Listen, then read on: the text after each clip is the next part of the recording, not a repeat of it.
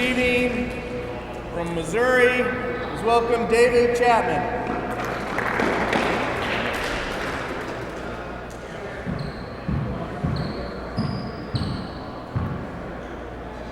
Let's play ball 0-0. Point.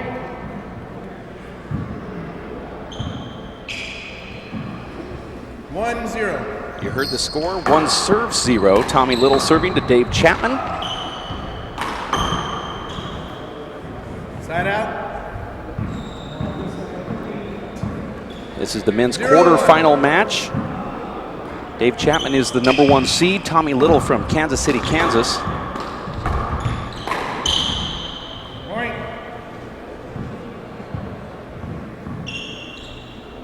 1-all. Referee is Dan Armijo. This is the Simple Green U.S. Open of Handball.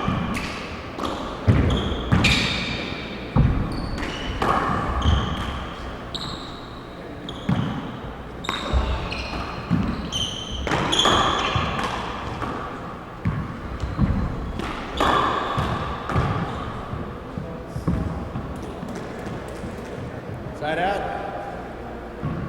1 serves 1. 1 serves 1. Tommy Little has had some great wins this year, but also a couple letdowns as well. He's a journeyman. He's been on the Pro Tour for quite a few years now. Very comfortable and familiar with Dave Chapman's game. Both of these players wearing their WPH Pro Tour shirts. That was a bad bounce, and there's no call from the referee, which is strange. Hit that. It did. It had a lot of weird. I had an actual spin on that. He's not used to the Kansas City. I know. It could have been because of the crotch on that little circle. Dave Chapman saying that he had a lot of spin on that ball and that Tommy Little's not used to that in Kansas City. I saw it, but I thought Dave Chapman doing his comedy routine right now in this court. Score is 1-1. This game's already 10 minutes long.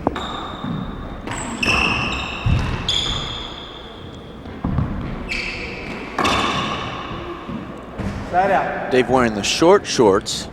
I thought I was watching the Jazz and the Lakers from 1981. I thought I was watching Paul Brady versus Go ahead and finish it. Tony Healy from the Ulster Open circa 2006. Point. Sorry, I went so obscure on you there.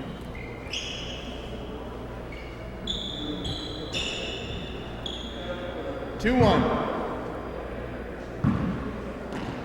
Score is 2-1. This is the men's quarterfinals.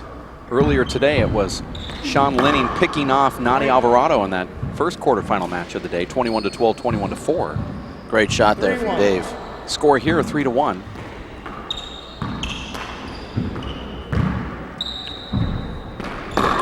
Point. Dave really dialed in here. This is one of the great strengths of his game, Dave. He's ready to play from 4-1. the first point of the match. You see a lot of players work their way into matches. He's Hold it short. On the line. works his way into the match during his 38-minute warm-up. Ball stands. 1 serve. It was abbreviated today, though. Oh. Dave Chapman just got hit square right in the face with an overhand fist from Tommy Little, and Dave is hurting. That's actually Dave's second hit in 2 matches. Got hit in the eye, hit in the face yesterday in his Nose. round of 16 match, and now he's We might hit see, again. We might see blood here. I don't think this one's one square in the eye. It's bleeding. You hear the referee saying it's bleeding. Dave just got hit square in the face by Tommy Little with an overhand fist. Tommy feels bad about this. Tommy. You know, both players that were hit today, Dave Chapman and earlier Sean Lenning, were hit with about the hardest balls you got could a hit medical timeout. from Blood point on the blank floor. range. That looks like Dave's holding his mouth, no? He's holding his face. There's blood on the floor, so they're going to call a medical timeout here at the Los Caballeros Sports Village in Fountain Valley, California. Earlier today, it was Sean Lenning taking one in a similar spot that did not bleed. This one, though, is looks like it's more toward his nose. Dave Chapman getting hit right in the face. Turning around to look at Tommy Little. who did a overhand tomahawk in a kind of an awkward, strange position to hit Dave there. A very strange shot to get hit on. You see a lot of players get hit, Dave, taking that ball around the left side wall, back wall, revolving door. Very rarely on a lob serve will you see somebody hit. So Dave, it is a nosebleed.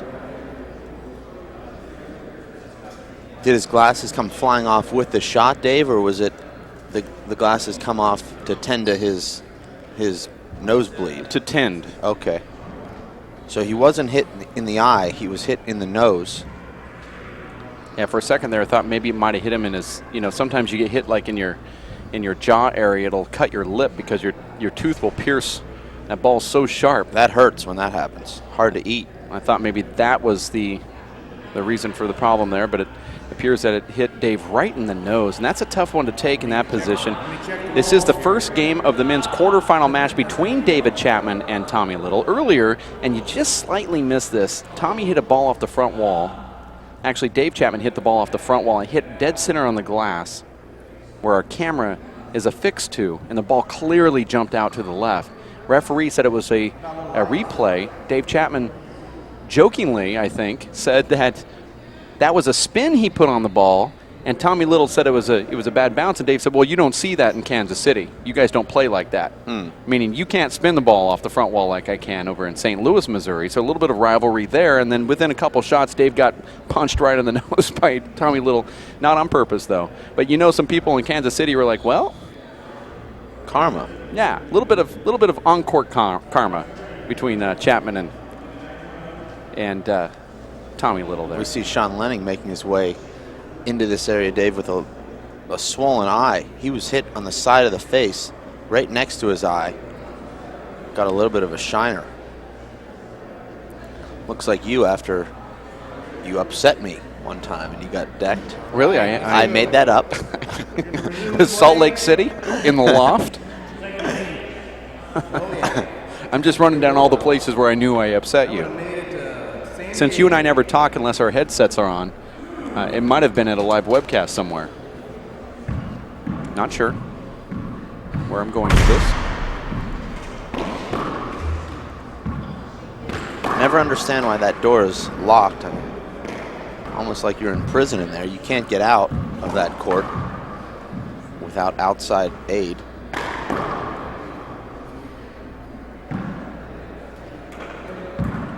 This is an extended injury timeout. Dave Chapman got hit square in the nose. Okay, resuming 4-1. Score is 4-1.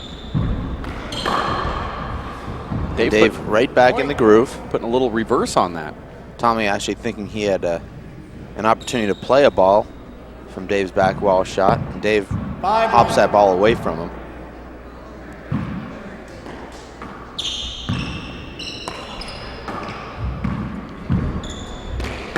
You have to wonder, Dave, if Dave is now closing the gap between he and Paul Brady. Paul Brady not playing right now. He's in London studying. Dave playing in every event. His game sharper with each subsequent tournament. Oh, short. Second serve. Point. Dave goes for that paddle kill on the return of serve.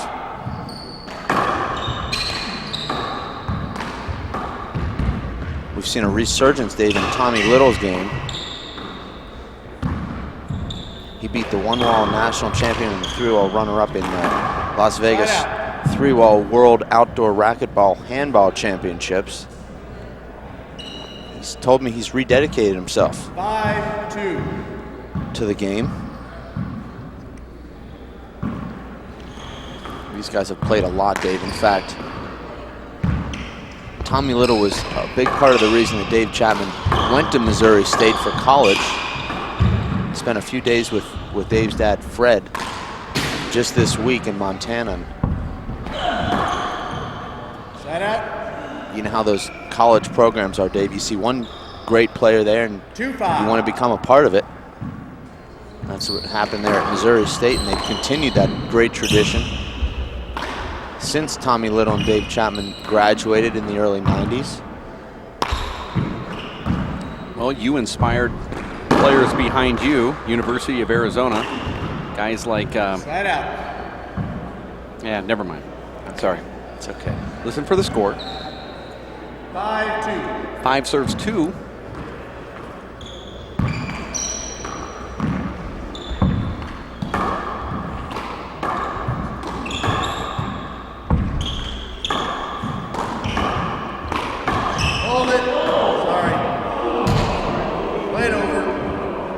You're going to hear a lot of the reaction from the fans and the players during this match on calls like that, because the referee has a different sort of philosophy about how the game should be played. And that philosophy is don't watch the match and then just sort of say things. You'll see a lot of fist ball rallies here. Tommy's excellent with the fist. Dave also uses the fist to his advantage. Tommy Little is the male version of Jennifer Schmidt.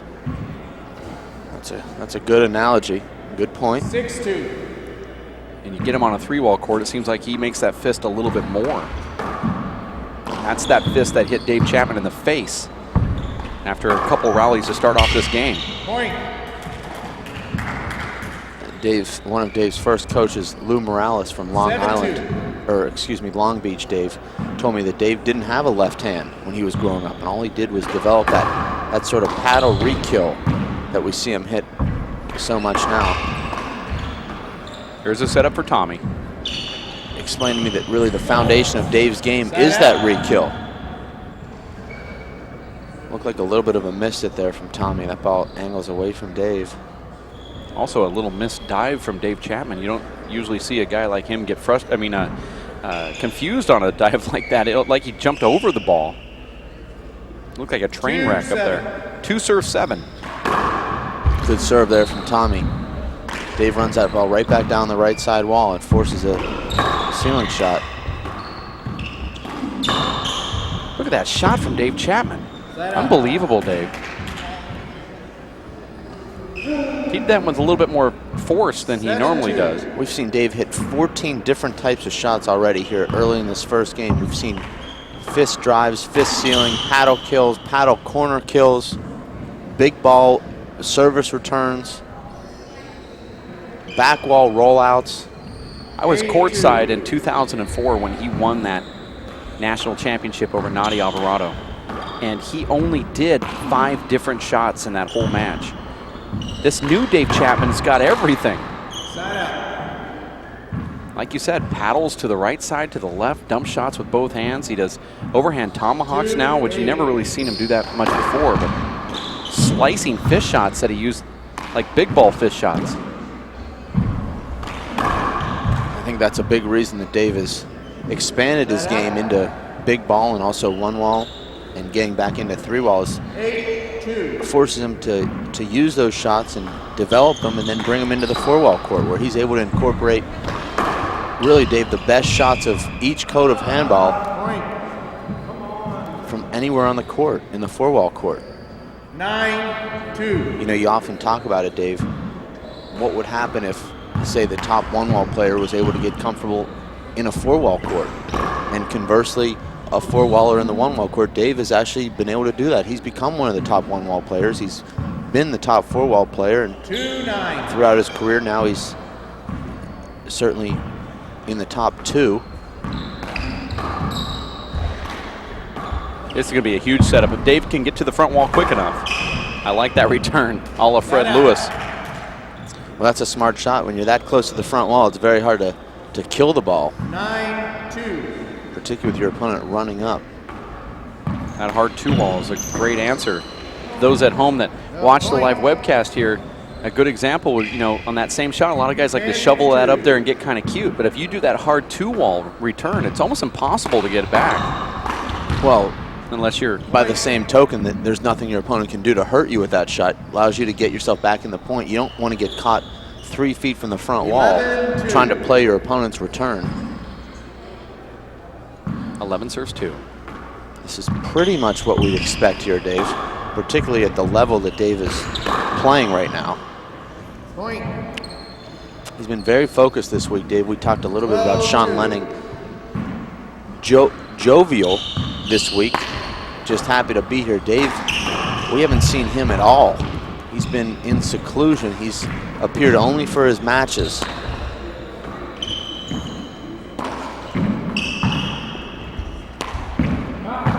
Actually, Dave's dad calling me right now. Might want to share some insight. I believe we have that system. We could hook it up and listen to Fred Chapman talk, but not sure we want to do that. If Fred Chapman's actually calling you, that means that he's able to watch a live webcast, which is maybe a first for Fred. And there's that tomahawk left hand into the corner kill from Dave Chapman. That's a great shot. That's shot choice number 15. This is a timeout call here. It's the U.S. Open of Handball, brought to you by Simple Green and the World Players of Handball. My name is Dave Vincent, alongside David Fink, broadcast partner, and Jeff Kastner, who's doing the engineer work right behind us here. Simple Green is the all-purpose cleaner, biodegradable, non-toxic, and concentrated. Custom dilute that stuff for, you know, your home or your garage or in or outdoors, depending on what you are using it on. Go green and save green with Simple Green. They've been trusted for 35 years. And the World Players of Handball is now member-driven. If you want to join other top players that are also members of the organization, like Paul Brady, Dave Chapman, Fred Lewis, Nate Alvarado Sr., Duxie Walsh, do as they did and become a member of the WPH. If you like the live webcast and want to see more, please go to WPHpass.com and support our innovation. Besides live audio streaming and video streaming, we also provide the Dave Chapman instructional DVD. It's good for all different levels. Even the pros like watching this DVD. World's Final DVD, National Finals DVD, and all of our produced videos are on demand. Become a member and support the WPH and this live webcast so we can do more at WPHpass.com. Let's play. Chapman serving 14-2. You heard that, 14-2. Chapman serving to Tommy Little, men's quarterfinals. Dave just punishing every slight mistake from Tommy. That was not a terrible return, a high 2-all return, and Dave takes that with a 15-2. Left-handed paddle shot. Dave Chapman, Dave also teaching clinics across the country nearly every week. 16-2. He's hosting a camp in Las Vegas where he'll be featuring the instruction of that paddle kill that he uses so effectively. There are still some spots available. That was a 3-day camp in Las Vegas. The options are December 12th to the 15th, the 18th to the 15th to the 18th, and the 18th to the 21st. So if you're interested, get on the website.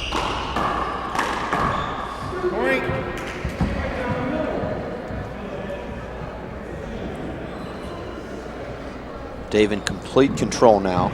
17-2. Score is 17-2. Quickly here, Dave. This match just started 11 minutes ago. We took a 3-minute timeout for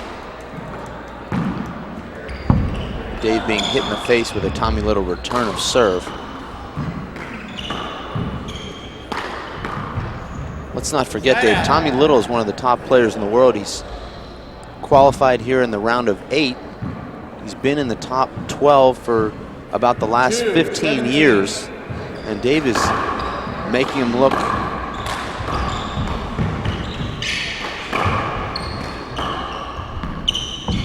like just an ordinary player at this point, Dave. Dave Chapman is making Tommy Little look like Nate Alvarado Jr. Score is 17-2. This is a much more focused and a much fresher Dave Chapman than we saw last week in Idaho. I know Dave winning in Idaho pretty easily, Dave, but it wasn't vintage Dave Chapman. Didn't have the spring in his step, didn't have the crisp shot making that we're seeing right now. This is the Dave Chapman that we knew for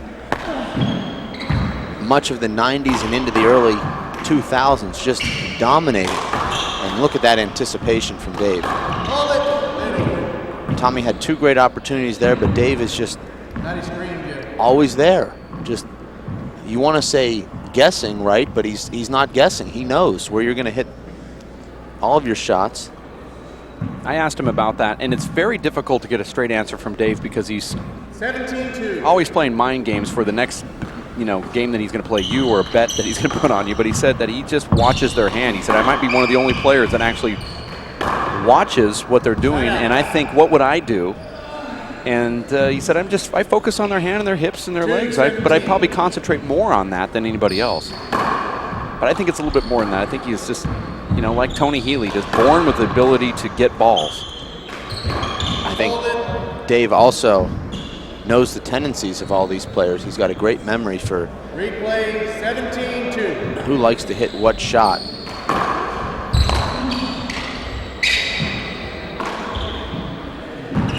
That's what makes Paul Brady such a difficult matchup for him, Dave, is that Paul Brady has all the shots just like Dave. He can take a ball from the short line and have 7 or 8 different opportunities, whereas another top player might strictly go into the right corner or strictly down the right wall. Paul Brady's underrated in that sense. I mean, he's never the first guy you say, who has the best back wall game? You don't always say Paul Brady first, but 2-17. when it comes down to the very end of the day, he has pretty much the best of everything. His ceiling game is really good. He just doesn't have to use it as much. Point. It's underrated for a guy that we all know is the best player in the world. It's kind of strange. 3-17. Well, you look at Paul Brady and the first thing you see is that incredible power. Point. You forget that along with that incredible power, Dave, is also the amazing skill in the shot making. Tommy Little now scoring 2 consecutive points, trailing 4-17. There's a big setup here for Dave. Uncharacteristically, though, Dave hits just the middle of the front roll right back at Tommy. Not sure if that was a miss hit or if he was trying to hit a 2-all pass there, but 5-17. strange shot there. 5 points is the most that have been scored off of Dave Chapman in this tournament so far, in any single game or match. Great paddle kill there from Dave. He hits that with the right spin on his hand, that ball catches that left corner and just rolls. That was a miss hit off the bottom of Tommy's hand. You could hear that. Our camera's not picking up Tommy in that back left corner. 18-5. Score now 18-5. Hold it. Short. 1 serve. Our referee is Dan Armijo here, Dave. Not known as the best referee, but he's got a lot of experience. Tommy, just a frustration shot there. 19-5. Score now 19-5. This is the first game, men's quarterfinal match. Simple Green U.S. Open of Handball. Dave misses the ceiling there. Here's a setup for Tommy. Tommy does not let that ball come out in front of him. Skip. Dave looked like he hit that pretty well, just came up a couple inches short, but Tommy catching that back wall shot behind him. And there's a terrible serve.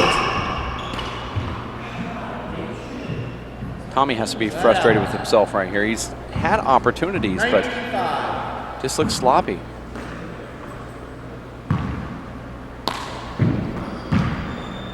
That's a great camera angle provided by Jeff Kastner. Dave tells himself to shoot the ball off the back wall the previous point, and he listened. Flat killed that ball to earn the 20th point. It's really the first ball, believe it or not, Dave, that Tommy's had a chance to tee off on. Every other ball he's been off balance, being pushed back into the corners, just like that, Dave. Here's Dave will step into this ball. Side out. You hear the two talking back and forth. Dave Chapman was actually saying to himself, nice shot, in a, 1 serve. putting himself down, and Tommy then came back and said something. Tommy's frustrated with his own self, so sometimes when one player is saying how bad they are, the other player starts comparing notes. You think your shot's bad, I'm losing 6-20, 5-20. Check that ball. That ball looked like it slid. These courts are getting a little 1 short. damp. weather's starting to get sunny outside and less rain, but it's been really damp. You see Dave just runs that ball straight down the sidewall. 26. Incredible how consistently he's able to run that ball down the sidewalls. Again, the ball scrapes the sidewall. Chapman, 21-6. Dave Chapman takes the first game, 21-6. Dave finishes that first game with sort of a sloppy kill there, but Tommy took himself out of the play, and Dave cruises there. This is exactly what he wants. An easy win yesterday, Dave, in his first match, and now pretty routine first game win there. Worked on a number of his shots and just dominated that first game. You're watching the Simple Green U.S. Open of Handball. Simple Green is an all-purpose cleaner. I'm sure you've already tried it. Biodegradable, non-toxic. It's all concentrated. In fact, you can custom dilute it for the type of use that you want to use, whether it's inside or outside, your home, your garage, your back patio. Save time, save money with Simple Green. You're watching this live broadcast on Nifty TV at niftytv.com. That's your online source for streaming handball action, as well as lacrosse and soccer and UFC fighting. Go there and check out what they've been doing lately, because we've been around since they started day one, and it's really great to see them build and grow to where they're at today. Nifty TV, niftytv.com. It's your streaming source for television over the internet. And if you have something that you would like to do, that you would want Nifty and the guys to help you with, do certainly contact them. Go onto their website at niftytv.com. We're going to take a quick break. For Jeff Kastner and David Fink, my name is Dave Vincent. We'll be back in about 4 minutes. The action here at the Los Caballeros Sports Village in Fountain Valley for the Simple Green U.S. Open coming up right around the corner.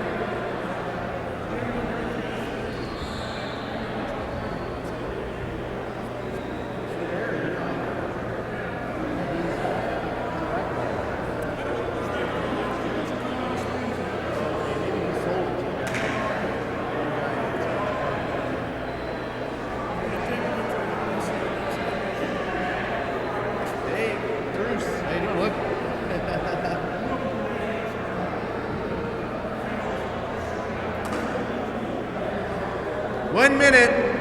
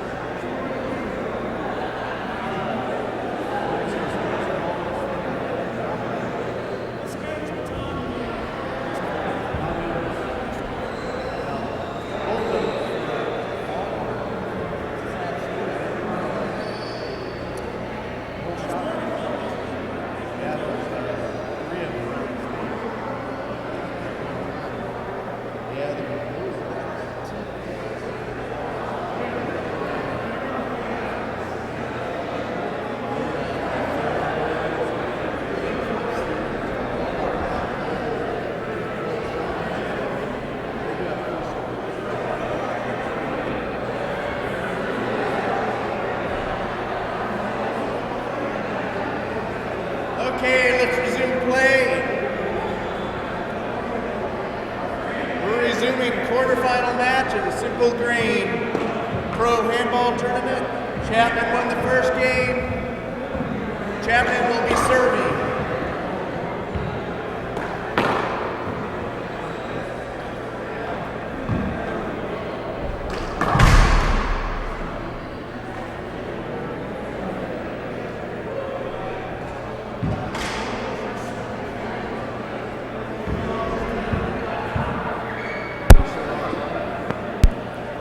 Okay, linesman in place. And we are back live from the Los Caballeros Sports Village in Fountain Valley, California. It was Dave Chapman defeating Tommy Little in the first game 21-6. This is game number 2 at 0-0. Chapman serving to Tommy the gun. My name is Dave Vincent, alongside broadcast partner for this game to close out the match, Jake Comstoff. Hello, Dave. How you doing, my man? Good. Side out. Nice kill by Tommy Little. Pinched it in the left corner. 0-0. Tommy and Dave Chapman went to college together, so they're very, very familiar with each other. And Side out. I don't think Tommy Little's ever beaten David Chapman in any kind of handball game, so it's a lopsided rivalry. 0-0. It was Dave Chapman looking up to the older Tommy Little that got him to go to Missouri State. He said Tommy was the guy. You know, he was the one that you had to beat. He was. 1-0. And then when David Chapman got there, that changed a little bit. Tommy Little, one of the nicest guys in all of handball. He is. A little too nice to be a top pro handball player. 2-0. You got to have that killer instinct, and I think he smiles too much.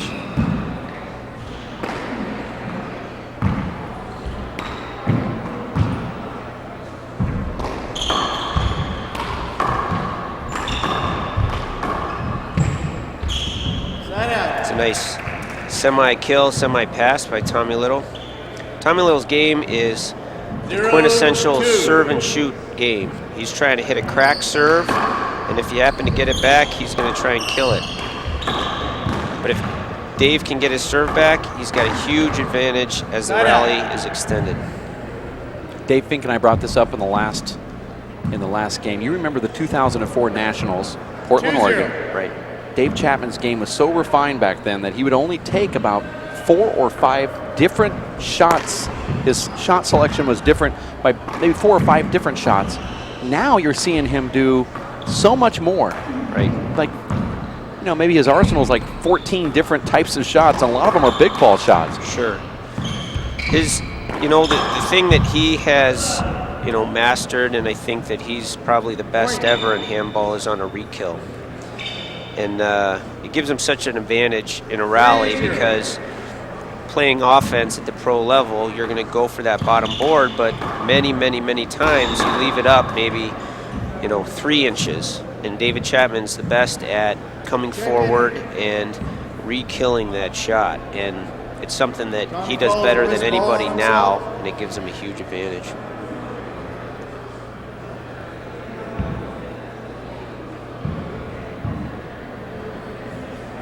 serves, 0. And I think, going back even farther than 2004, when David Chapman first came on the Pro Tour, he was all about getting the ball up to the ceiling and just playing a defensive ceiling game. But as the years have gone by, he's certainly expanded his repertoire of shots. Score now is 6-0, second game. Dave Chapman also has deceptive power, James. Absolutely. He has the reputation of being a defensive handball player, but if you're going to win a pro handball match, you got to play offense, and he does. And he doesn't get a lot of credit for how well he plays offense. If you give him a back wall shot, he's going to roll it out for you, and he can hit a power pass shot as well. 0-6. 0-6. A nice little kind of exercise that you can do back at home when you're watching the live webcast, when you're hanging out with your buddies, is to go with your current era of handball players and say, who's the best at the back wall? Right. Who's the best at wraparounds, ceiling, Right. dive re-kills, who has the best anticipation? 1-6. And you see that Dave Chapman and Paul Brady are Right, and like 1 and 2. I think the answer to most of those questions is Paul Brady. But Chapman has a few things that he does better than everybody else, and I think it's re-kill and a ceiling game for sure. But the rest of it, all the offensive categories, Paul Brady really is head and shoulders above everybody. Then start doing that exercise with players from, let's say, the 70s and 80s, Right. and or just all time. And it's interesting to see some of the. 7-1. If you can get somebody like a Fred Lewis in your group and have him defend the Paul Habers and the Right. and the Stuffy Singers, and the Jimmy Jacobs, then you got this really cool list of some of the best players and what they brought to the game, because we hear of the Dennis Hoflanders, but we don't hear of what made him so good. Right. Unless you get around an old timer who Sure. talks about the game. Sure. It's not captured on video so much that Right. we're able to see it. But for this generation, we're looking at Tommy Little and Dave Chapman. Tommy does do some things really good as Yes. some people that play today. His fish shots are tremendous. Right. And he does have elements of his game that are, He's- I think some players wish they had. He's got a great serve, and he serves the ball to the right, very well. Probably, in the top 5 of everybody serving a power serve to the right. And when he gets hot, he hits that crack, and he can hit it 4, 5, 6 times in a row, and then you're in a big hole. If you float a ball back to his left, it's almost as if he developed the left because of that great right serve that he has. So he has the option of, sometimes he does kind of like a paddle left hand into the corner, but often he'll even just jack a ball with his left fist down the wall as a slider. Right. He's got a punch drive shot with his left and a punch dump kill shot into the left corner, which is very effective for him. And it is, I think you're exactly right that he developed that because he's serving down the right, and he got a lot of weak returns that come to his left, and he didn't develop a classic left-handed swing kill shot, so he kind of on the fly developed that, and it's worked for him. You're hearing the voice there of Jake Comstoff, otherwise known as James, or Jamie as we used to call you back when you were younger, but I think you might have outgrown the Jamie part. There's not too many people that call me Jamie. I called you Jamie once, and someone said, "What are you talking about?" That's a Northern California thing. That was back when you were in your 20s, early 20s. Yeah. My name is Dave Vincent. Behind me, we have Jeff Kastner. You're watching the Simple Green U.S. Open of Handball. This is their 4th one. We had one at 6, 7, 8. We skipped 9 because of the Worlds, and now we're back here in 2010. And we appreciate the fact that you're watching this live webcast, courtesy of the World Players of Handball. If you like what you see, become a member of the United States Handball Association. You can do so online at the ushandball.org website. Just click Web Store or become a member and join and support the premier organization, the mothership, as I like to call them. I've got a prediction for this year's U.S. Open, and although we have a couple of fine Irish players, I think this will be the first U.S. Open that is won by a non-Irishman. I bet you're going to say Alan Garner. don't know. I like the way Dave Chapman's playing. He's got a nice swagger to his game. I think all things considered, he's the favorite right now. Dave Chapman coming in as the #1 seed. He defeated Rory Kelly by the score of 0-2 in his first round match. And there's a lot of guys in handball that don't like it when someone gives you a donut, but you know, this is business. So my opinion is that you need to try as hard as you can on every point to win the match and get off the court as soon as you can. So a 21-0 result isn't problematic at all as far as I'm concerned. Slide on the serve. Tommy Little's appealing. The referee did not call a slide, and he's looking for help from the lines judge. He doesn't get any help, so the call stands and it's a point. Now, you've refereed on this court already, and it's getting slick out there. It is. Is it hard for you to, 11-1. as a referee, to look down there and call slides? Hold it short. Absolutely. Serve. There are, particularly on a power serve, that's going to go down the wall, the difference between a normal shot that has a reverse on it that's going to kind of hug the wall anyway, and a ball that slides and sticks to the wall too much is basically nothing. So, you know, the obvious slides are easy to call, but there are kind of quasi slides that the players want that it's very difficult for the referee to see. And so, you know, unless I see it and know that it's a slide, I let the play go on, and then they can appeal it afterwards. And if a line judge is, you know, says, yes, I saw a slide, I'm pretty liberal in terms of replaying a point afterwards. Yeah, this court's getting a little damp, and it started off just first thing out of the gate. You were the first ref of the day, and immediately it was wet on the first match. Sure. And you're the head ref here as well, so it's nice to have you in the booth, and I'm going to ask you some questions about reffing. Absolutely. As we close out this game, and Dave Chapman is up 12-1 here in the second versus Tommy Little, and that's a ball that skipped in. Tommy's mad at himself, but he gets into the server's box, and I understand what Tommy's going through there. Yep, he just didn't like his serve, you know. Even though you win the point, you're upset that you didn't hit it the way that you intended to hit it. Hold it short. Can the ball skip on the ground due to a wet surface, and that could be played over? Yes, absolutely. On the serve and in rallies? Anytime the ball takes an erratic bounce, it's a replay. And if the floor's wet and the ball hits a drop of sweat on the floor, it's going to take off, and you got to replay it. Both players asking for a change ball.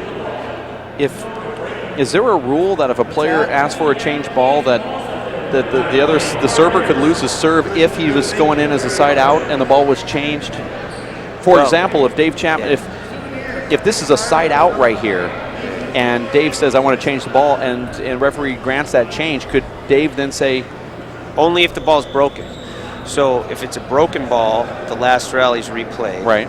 If it's just the players don't like the ball, you don't replay the point. All right. Thought there was a rule before where one player could say that he wanted to change the ball. Only if it's broken. Okay, only if it's broken. All right. I'm just seeing that there's some changed balls here. Sure. In the last couple matches where it didn't look like the ball was broken, it's just that both players just agreed to change it. Right, and that's the rule. Both players have to agree. If one player wants a new ball and the other doesn't, then it's up to the referee. If he thinks it's lopsided or there's a bad bounce, then he can change the ball out at any time. But if both players want a new ball, absolutely get a new ball. And the ball has been breaking pretty often here this weekend so far. How's that ball? Is that all right? These guys are heavy hitters, and they hit the ball so hard that it just rips open. One serves 12. The score now is 1-12. Tommy Little's having a hard time finding any kind of serve that will generate offense for him, and that's kind of unusual because he's a great server. But David Chapman's return of serve is so good that, you know, he's kind of lost. He hasn't been able to figure out a way to generate setups for himself. Side out. Is that the announcer's curse there? Although he wasn't serving on that, so I give you a little credit. That's right. One serves 12. He's going with the power serve to the left. Which I actually think is smarter for him because you're not going to fool Chapman on any of your serves. Right. And if you're going to try to fool him on that right, he pops it down your left. Right. And I know Tommy does not want to take that ball with his left hand, so it must be just smarter just to go to Dave's left and deal with whatever he gives you off the right side. When I would play Dave Chapman years and years ago, I just kind of resigned myself to the fact that he's going to hit the ball up to the ceiling, and I just hit a lob serve to save energy. He just does not get fooled on power serves. Right. I mean, that's another one of those things that you put in your little list when you're talking to your buddies all time or in this generation. Who's the best at return of serve? And it's Chapman. You know, he played some great offensive players in their prime. Toddy Silvera, John Bike, Vince Munoz, Nadi Jr., and they all had great serves, and he neutralized their offensive games by being able to take a great serve and punch it up to the ceiling and neutralize the rally right away. There's Tommy Little calling a timeout here in game number 2. You're watching the Simple Green U.S. Open of Handball, Los Caballeros Sports Village. I went to the archives in Fountain Valley, California, and here's Dan Armijo doing what he does best, and that is keeping the players loose. James. Dan Armijo is a character. 48 years young. We've been saying that for the last 20 years. Yeah, he looks like he's been preserved like Walt Disney. He was old when I first started playing him back in 1995. So what's that make him now? Really old? Makes you older, I can tell you that. Los Caballeros Sports Village has been the home of a couple United States Handball Association's 4-wall national championships and all 4 of the U.S. Opens. This is the premier facility in the United States for these big televised events, live webcasts, and the majors that we've had. I would love to see the U.S. Open just be the home, or I should say Los Cab just be the home for the United States Handball Association's 4-wall nationals every year, or do a 2-year every 2 years, or you know what I'm saying? Sure. Alternate every other year. This has really become a great place, great facility. It is. And when you get that team together of the Southern California Handball Association, you get the Gary Cruzes and the Mark Shelgrens and Tom Gilbert and those guys all pitching in, it becomes quite the event. They do a great job here, and it's a world-class facility, and they put on a world-class event. It's a lot of work. And so, you know, to lean on one group to do that every year, it's becomes prohibitive. It's very, yeah, if you've ever ran a tournament, it's hard to do, but luckily they've got the right type of delegators here. 14-1. His name is Nadi Alvarado Sr. 14 serves won. This is game number 2. Dave Chapman winning the first one, 21-6 over Tommy Little. You're listening to the voices of my broadcast partner, Jake Comstoff, and yours truly, Dave Vincent. One of the things that I think Dave Chapman has going for him, particularly in this tournament, is that without Paul Brady and without Tony Healy, the rest of the field really just has a disdain and a kind of a hatred of defense. And I think Dave Chapman is going to be able to dictate the pace and get into defensive rallies, and he's going to frustrate his opponents. And I think this might be his year to take it.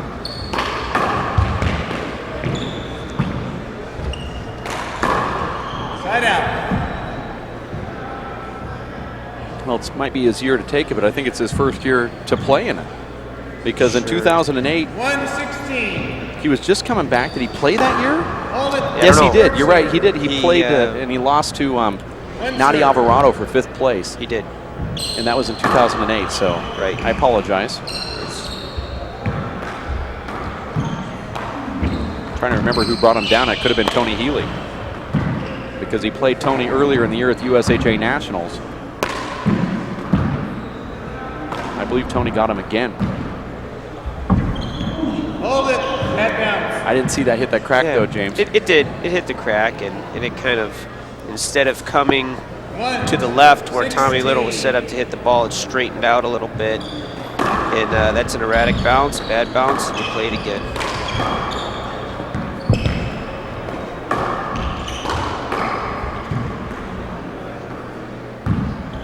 Dave Chapman so comfortable at any moment just to throw the ball back up to the ceiling, even if it's a 20-shot rally. Right.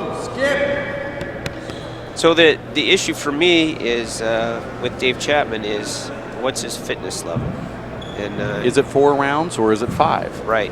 And we're going to find out this weekend. He's scheduled here when he closes out this match to play Sean Lenning in the quarters, and he's going to have to work for that match. I think Chapman again is the favorite in that match, but it's not going to be this easy for him in the next round, and he's going to have to work hard, put his body through the paces of a hard match, and then if he gets by that, certainly in the finals, he's going to have a difficult match. And so if there's one weakness to his game, it would be fitness, and not just getting tired at the end of a match, but being in good enough shape so that he can get to the balls that are difficult to get to, have a quick first step throughout the entire match, and it's important. When you play a high-level pro handball game, you have to get every ball. You have to retrieve. You have to get yourself into great position every time, and that means moving your feet. And if you're tired and you don't do that as well, then you're out of position and your shot isn't as good. So if someone's going to take Chapman down, I think it's going to be an issue related to his ability to play hard for the entire match. 16-4. 16-4 is a score, and to go along with that, it's going to probably, hypothetically, if he were to be brought down, it would have to be from one of the younger guys. One of the young athletic guys that can Correct. keep him on the court. Correct. Because he does seem to have issues late, but he has been winning everything lately. He's starting from the USHA 3-wall nationals, and then he won the Vegas event. He won the Idaho event. Right. I mean, he's in the finals. He's playing these guys all the time. His confidence level is not an issue, but it is his legs. Right. And we've seen him get tired on the last round. Sometimes he looks terrible playing matches. Last week up in Idaho, he was playing young Fergal Collins, and he said, you know what? 2 times in my life playing professional handball have I ever said to myself, I just want to step out of the court for about 20 minutes. He said, I knew in second it hit me, I did not want to play, and he just let Fergal take about 10 straight points, like he was giving the game to him. Sure.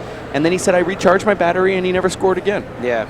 And I've seen David do that a couple of times where he knows that he is in a hole with his fitness, and he'll win a close first game, and then he'll just bag the second game and say, I'm not going to put forward the effort that it's going to be required to win this game, and instead of playing hard and using up my energy and losing the game 21-10, I'm gonna let the guy serve out, lose the game 21-0, and play a game up to 11 in the tiebreaker. And it's a strategy that I don't think works out very well. I think if you went back and looked at the stats, there's very few times that a player's won a match doing that. I think you have to engage the other player, and if you don't have the fitness to play the match, you're going to lose anyway. But this he's done that before. This is an in-game tank, right? That you say to yourself, I'm just going to go ahead and try to count off 20 minutes. He said that he even asked the referee what time it was so he can give himself 20, which, Chapman, that probably never really did happen, but in reality, it did last 20 minutes. Right. And then he came back and put Fergal away. I mean, I've seen him tank matches before, the second game, right, to go for a tiebreaker, and I have not seen him win them all either, right, by the way. Right. And I think the percentages are pretty low. Once you're in a fitness hole, you're going to be in that same fitness hole for the tiebreaker. So, but David Chapman is very intelligent. He knows himself. He knows his body. He knows what he can and can't do. And so, when he gets involved in that, he's doing it for a reason, and hold it, the ball slid. And he's got a plan in mind. So Well, another great example, not to just keep going on and on, but when we lose Dave Chapman, we lose a chapter in handballs. In the way that handball could be played, because there's not a lot of players that have the same philosophy as him. He's very unique, but leading up to the Vegas event, Jake, he flew to Las Vegas or in that area and went to Red Rock Canyon and decided to hike up and down the hills there to try to see how his body would recuperate. So he did a test on his own body, and he said, I brought a gallon of water one day. I brought just 16 ounces. I wanted to see what my body would do, and he just tested himself for 3 or 4 days there. No other player would even think about doing stuff like that. Right. Neither would they want to. But getting into the proper shape for handball isn't really a mystery. I mean, you have to do the work, you know. You have to, it's cardiovascular training that you need to do to prepare for a handball tournament. And, you know, if someone's doing that kind of thing before a tournament, trying to figure out whether they're in good shape or not, it means you're not, you know. If you prepare properly, you go out and run, you put in the miles, you know that you're going to be in shape, you know it's not an issue, and you don't even have to worry about it. And Dave, since he was talking more about the heat of Las Vegas, he said, you know, I've just not played in that swelling, boiling from the ground up 100-degree temperatures. And he felt like he wanted to go out there and see what would happen under those conditions. Gotcha. Which is a little different than Toledo. And there's Dave taking game number 2, 21-6, 21-4, and now advancing to the semifinals to face Sean Linning. We are going to take a quick break here at the Los Caballeros Sports Village, Fountain Valley, California, for the U.S. Open of Handball. For James Comstoff and Jeff Castor, my name is Dave Vincent. Jake, we'll talk to you a little later on, possibly. Sounds good. For another match. All right. Okay, you stick around. We'll be back with more at WPHLive.tv.